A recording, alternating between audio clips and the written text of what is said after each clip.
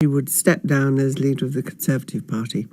I'm joined by the editor of Black Ballad, Tobi Oredein, the chief leader writer at The Observer and deputy opinion editor at The Guardian, Sonia Sodha, and Caroline Slocock, the director of Civil Exchange, the author of People Like Us, and former private secretary to Margaret Thatcher. Caroline, what did you make of the response to Mrs May's speech and headlines such as "The Crying Lady, a Crying Shame, It All Ends in Tears"? Well, I think actually it is important to look at the human drama. Obviously, we need to reflect on her legacy, which I think is terrible. But I think the human drama does matter. And, one of the reasons why people were so fixed on the fact that she almost broke down is because she'd been portrayed as so robotic, unable to reach out to others in a warm and empathetic way.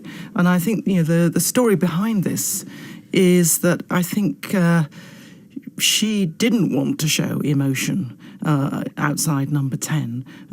She wanted to remain in control, because I think for women to express emotions in public, particularly powerful women, is still a no-no. It's like to get that response which David Cameron said, "Calm down, dear." But Sonia, we've seen tears from men. David Cameron, we saw tears at one point, Vladimir Putin, Barack Obama. How differently is a display of emotion treated in a man?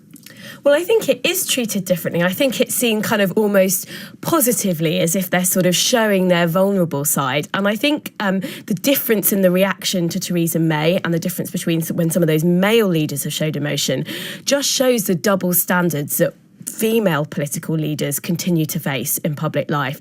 And I think you see it on an issue like tears and show of emotion, but it still very much exists across the piece. So, for example, family life.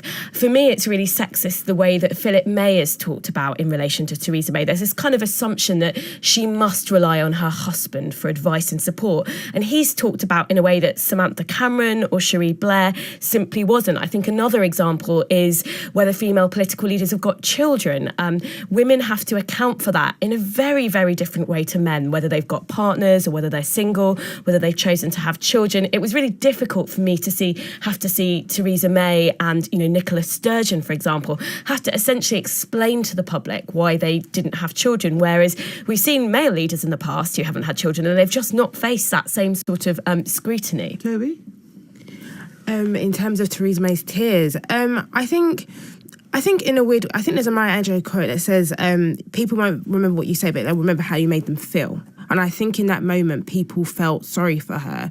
And as you said, it was the first time that we saw human emotion. And I think, to be fair, someone else said it, that's probably the best thing that she's done in her time as Prime Minister, because for the first time we saw her as human. We haven't seen her display that emotion when it's come to any topic that has been quite emotional, where it comes from Grenfell or Windrush. And, we was rooting for her, not rooting for her, but we wanted her to display that human emotion, that human connection. And that was the time that she displayed it. And I guess that this is the only time we've ever seen her as human, and kind of felt sorry for her in this, 3-year reign as Prime Minister. Caroline, how might she be compared with Mrs Thatcher or other women who've come to the end of their political road, Hillary Clinton, or not very long to go for Angela Merkel? Well, I do see a common pattern between her and Margaret Thatcher. I was the only other woman in the cabinet room when Margaret Thatcher resigned, and she cried. Tears, I think, of distress and shock, but also anger, because she felt betrayal. Treachery with a smile on its face, she later said. And I think that both Theresa May and she probably have been undermined by the men around them. And I think that, the Conservative Party actually has a problem with women. It's almost a double-edged thing, because they've kind of opened the doors to them, literally and metaphorically, to power, put them on a glass cliff, the jobs that no man had wanted to do, the unions or Brexit, but then viciously undermine them behind the scenes, and even in front of the cameras, or as it were, that talk of the knife that was going to be heated and twisted in her chest and telling her to bring a noose to a meeting with backbenchers, and then the men sort of fading away and bottling it as if they don't want to be seen to be picking on a woman. There's a problem there in the Conservative Party, and a wider problem, I think, that we still tend to not see women in power as human beings.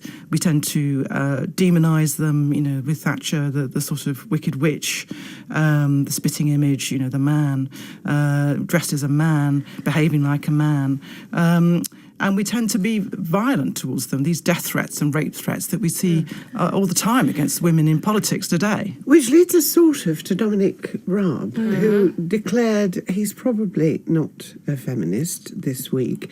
How much difficulty, Sonia, would you say the party really has with women? We've heard bloody difficult woman, extremely headmistressy, all exactly, these things come out. No wonder they're bloody minded when they're called a bloody difficult, a bloody woman. Well, I mean, I think the party, I think we have a problem with women in general across politics. I think it's really important to say. And I used to work for the Labour Party. I don't think the Labour Party's cracked this either. And indeed, the Labour Party has never sort of had, a female prime minister. But I do think you've got to judge these parties not just on what men in them say, but on their record. And so for me, even if you look at Theresa May's legacy, I mean, she might well be the country's second female prime minister, but I think her legacy for women in particular has been really toxic overall. So if we look at the impact of the, public spending cuts her government implemented, we know that cuts to benefits, tax credits, cuts to public services have disproportionately affected women. And I do think the fact that Dominic Raab, it's really interesting, isn't it, that in 2019, he clearly shuns the label of feminist. He doesn't quite want to take it on. And on one level, he called exactly, and he stood by that comment. He's been challenged on it. He said that in 2011. He's been challenged on it, and he's not really distanced himself from those comments in 2011 at all. And on one level, I'm kind of glad that he's not trying to appropriate the label feminist, because I certainly don't think he's a feminist. I think if you think feminists are obnoxious bigots, it's because you don't understand the nature of sexism and the structural barriers that women face in society. But at the same time, I think it tells you something about the Conservative Party, that as a leading candidate, he thinks it's okay. It's Tory members who are going to be selecting this person, and he thinks it's okay to distance himself from the label feminist. How acceptable is it for a politician to say he's not a feminist in 2019? Because plenty of women will say the same thing. Edwina Curry in the Mail this morning. Well, I think it depends on what you understand feminist to be. To me, if you call yourself a feminist, it just means that you are in favour of equal opportunities for women. Now, Dominic Raab, interestingly, sees feminism as something different, because he says he's in favour of equal opportunities, but also says he isn't a feminist. But I think that's because he has a completely different understanding of the barriers that women face. And the fact that he thinks that women trying to seek down barriers are actually sexist towards men shows that he just doesn't understand what feminism is, which I think makes him sexist and a misogynist. Toby, one of the other things he said was we need less of the gender warfare in an outdated battle of the sexes. Does he have a point when he says that? No, because I think is it under a third of women make up parliament? When you look at that record, you can't really say this is gender warfare. As you said, it speaks for itself. And I think the fact that he calls women feminist obnoxious bigots, for me, it's quite worrying, because it's kind of I'm sure he wasn't talking about all feminists when he said obnoxious bigots, was he? What do you think? I think he probably was. Yeah, the exact words he's with feminists are some of the worst obnoxious bigots. Yeah. He also said pretty damning. That men from cradle to grave are getting a raw deal. Yeah. And that's not. We live in a patriarchy society. Men can't experience sexism. That's just the hard and fast rule. It's not. Women didn't make that up. That's the system that men set up to benefit from. And I think the thing that gets to me is that he keeps saying about working women, and that's what he keeps talking about. I believe in fairness for working women. So are you saying that if you don't work, and women may not work for medical reasons, for financial reasons, because we know that childcare is super expensive. So you're saying that your feminist and your women policies only go to women that have a job. For me, it's worrying. And then when you think about what feminism is bringing in other structures with class, race. And if you don't understand feminism at its basic, how can you address certain demographics within women that are affected by race, class, sexual orientation? I think it's quite worrying. I think in 2019, to say that you don't believe in feminism and what is becoming more intersectional, that's what it's becoming and should be becoming, I don't think you're the right person to lead this country at all. Now, it's not just childcare that's expensive and that is often a problem for women. The adult social care policy paper has been delayed again. Why would you say, Sonia, that what's clearly becoming a crisis is being so neglected?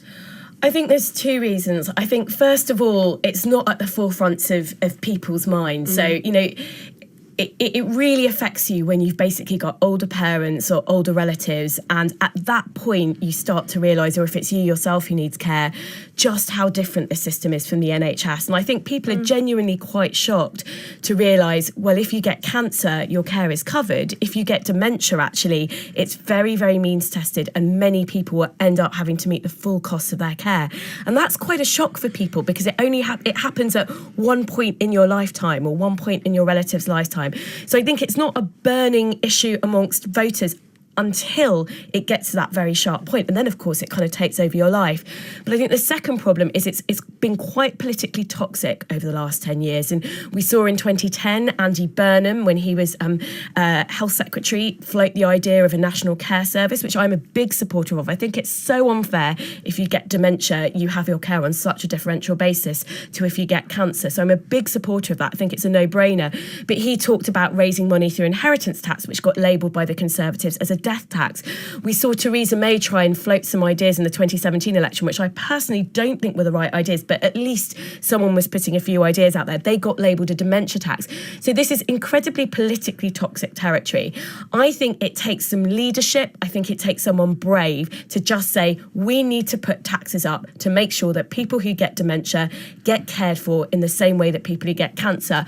But I think Brexit has just also consumed all the political oxygen of the last 3 years. And we are just not talking about these big social challenges that we face as a country. Living longer is something to be celebrated. It's something joyful. But we're making it into something difficult and toxic for ourselves as a society. Caroline? I agree with all of that. I heard Andrew Dilnot, who did the big review, which was published in 2011, which was first accepted by the government and then rejected. I heard him on the radio earlier this week. He literally woke me up. He said, one of the reasons is that the people who are experiencing these problems don't campaign. They're just exhausted by the burden that they have to carry. And I was thinking of my mother's friend with whom she used to live. My mother died some years ago. She's now 99. She's got Parkinson's. She's had a stroke. She can only walk around a tiny flat with a walking frame. Doctors for some while now have said she must go into a home.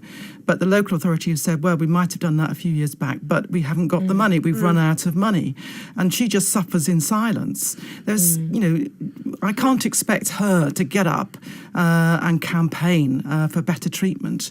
And the carers, who are often women, and the people who are paid to care are so busy and burdened that they don't speak up either. And we don't hear those voices. That Panorama documentary, the title was Who Cares? £10 million was given by the government to Somerset Council. They were covering for potholes, and £2 million for social care last winter. Yeah, I mean, when you think about that stat that you just said, it just shows you that it's not a priority, and I think that's so damaging, and that we're putting a price on people's health. And I think when you think about, you've got these people that are in care, that need care, and they're ill, then you've got 58% of carers, I think, are women, and like they're not getting out of the house. And if you're a carer, you're more likely to be a carer in your 40s, your 50s, your 60s. You often have children. You're trying to think about settling down in your later years of life, and then you have the stress of caring for someone else. You don't get out socially. The mental health repercussions for those carers must be immense.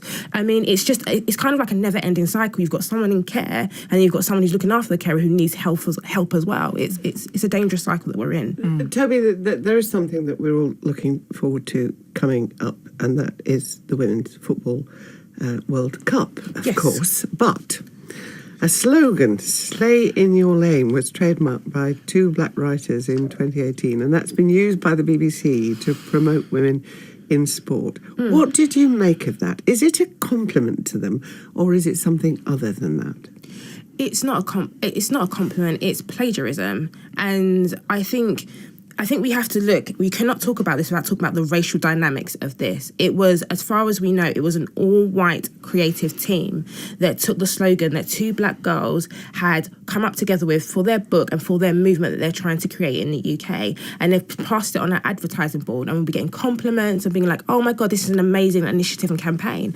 And why I say we have to look at the racial dynamics is that black people's creativity has been co-opted since the beginning of time. When we look at Motown music, when we look at Elvis's music and we go back, it was all taken from black artists who weren't rewarded financially or weren't given the creative benefits. And I think to take this campaign and just think, okay, well, and also, I think we have to look at the fact that this slogan, Stay in Your Lane, was used to promote Dina Asher-Smith, who's a black British sprinter. They knew what that slogan meant to black British women. They knew the calling card that they was trying to recreate. I don't think it's a compliment at all. I have to just say, the BBC did ask me to say this. Okay. The BBC sought legal advice before going ahead and was advised that the use of the headline Slay in Your Lane in our Women in Sport Change the Game marketing campaign was sufficiently far removed from the goods and services covered by the trademark registration in place. But that just makes it worse. Yeah, exactly. It makes it They worse. knew what they were doing. Nature of that response. And the fact that you sought legal advice beforehand, you knew you was in the wrong. You don't seek legal advice if you know that you're doing the right thing at all. But also, they could have taken a completely different response. I mean, they've done something completely wrong. I utterly agree with you. So imagine if when the person who came up with that slogan reached out and they brought those women in, they apologised to them and said, right, we're going to work with you on our next campaign or something similar. That would have been an appropriate response, an apology and an agreement to do things differently in future. Still, they actually said that the women were bullying the BBC. These young black authors were bullying the BBC. And I mean, it's another version of "Calm Down, Dear," isn't it? But the racialised version. Say for background info, the first burst of posters which uses the headline came to an end on Tuesday, which was always planned. Here I am, you see, telling you what the BBC has said. We look forward to the World Cup on the 7th of June. Next week on Woman's Hour, we'll be talking about coaching women for sport in UK Coaching Week. And for now, I want to thank Tobi Oredein, Sonia Sodha and Caroline Slocock. Thank you all very much indeed. Now, still to come in today's